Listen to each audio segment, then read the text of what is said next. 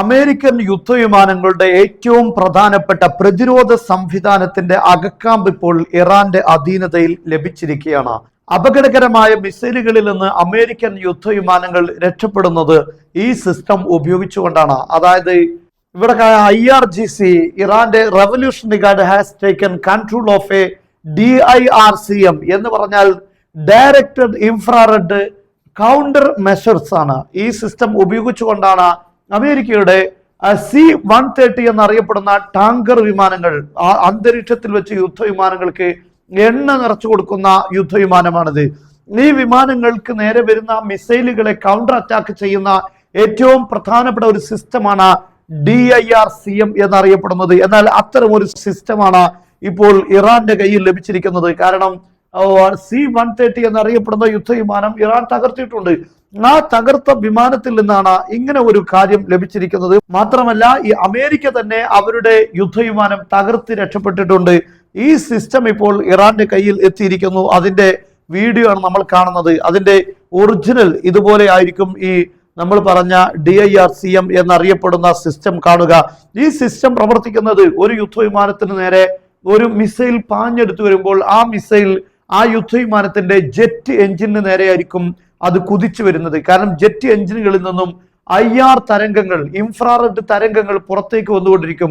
ഈ ഇൻഫ്രാറെഡ് തരംഗങ്ങളെ ലക്ഷ്യം വെച്ചുകൊണ്ടാണ് ഈ മിസൈലിന്റെ അഗ്രങ്ങളിലുള്ള ഇൻഫ്രാറെഡ് സീക്കറുകൾ അതിനെ അന്വേഷിച്ചുകൊണ്ട്, അതായത് ജെറ്റ് എഞ്ചിനിൽ നിന്നാണ് ഇൻഫ്രാറെഡ് വന്നുകൊണ്ടിരിക്കുന്നത്. ഇത് വരുന്ന സ്ഥലത്തെ ലക്ഷ്യം വെച്ചുകൊണ്ടാണ് ഈ മിസൈലുകൾ പാഞ്ഞെടുക്കുന്നത്.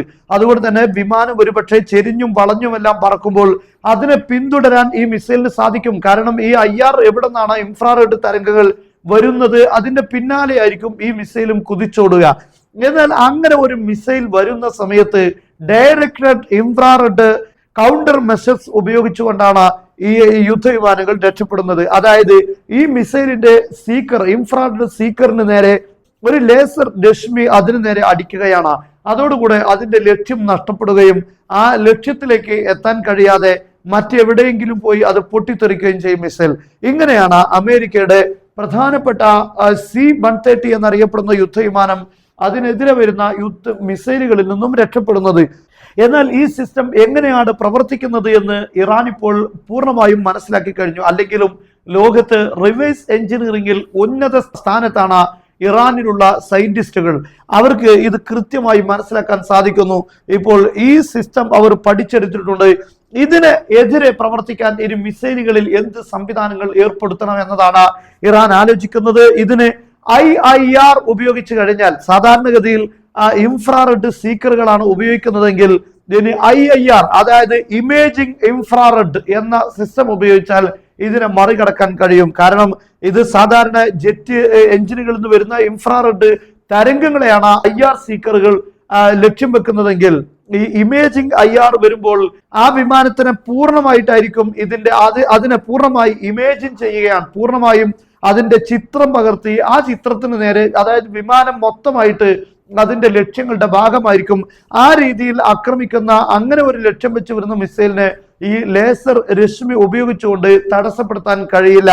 അത്തരത്തിലുള്ള ഒരു സംവിധാനം ഒരുപക്ഷെ ഇറാൻ അവരുടെ മിസൈലുകളിൽ ഘടിപ്പിക്കാനുള്ള സാധ്യത നിലനിൽക്കുകയാണ്. എന്തായിരുന്നാലും അമേരിക്കയുടെ ഏറ്റവും വലിയ സംവിധാനങ്ങളാണ് ഇവിടെ തകർക്കപ്പെടുന്നത്. നോക്കൂ നിങ്ങൾ, എന്തുകൊണ്ടാണ് അമേരിക്ക അവരുടെ യുദ്ധവിമാനങ്ങൾ പൈലറ്റിനെ രക്ഷിക്കുന്ന സ്ഥലത്ത് നിന്നും കൊണ്ടുപോകാൻ കഴിയാതെ വന്നപ്പോൾ സ്വയം മിസൈൽ ഉപയോഗിച്ചുകൊണ്ട് ആ വിമാനങ്ങളെ ആക്രമിച്ചത് എന്ന് ഇപ്പോൾ നമ്മൾ മനസ്സിലാക്കേണ്ടതുണ്ട്. കാരണം ഇതുപോലുള്ള രഹസ്യ സംവിധാനങ്ങൾ ചോർത്തപ്പെടുന്നു, അത് ഇറാന്റെ കയ്യിൽ വരും എന്നതാണ് അതിന് പ്രധാനപ്പെട്ട കാര്യം. എന്നാൽ അത് തകർത്ത് കളഞ്ഞെങ്കിൽ പോലും ഇത് ഇപ്പോൾ ഇറാന്റെ കയ്യിൽ എത്തിയിരിക്കുന്നു എന്നത് ആണ് ഇപ്പോൾ ഇറാനെ സംബന്ധിച്ചിടത്തോളം, അല്ലെങ്കിൽ ഇറാന്റെ ഈ നീക്കങ്ങള് അമേരിക്കക്കും ഇസ്രയേലിനും ഏറ്റവും വലിയ വെല്ലുവിളിയായി മാറുന്നത്.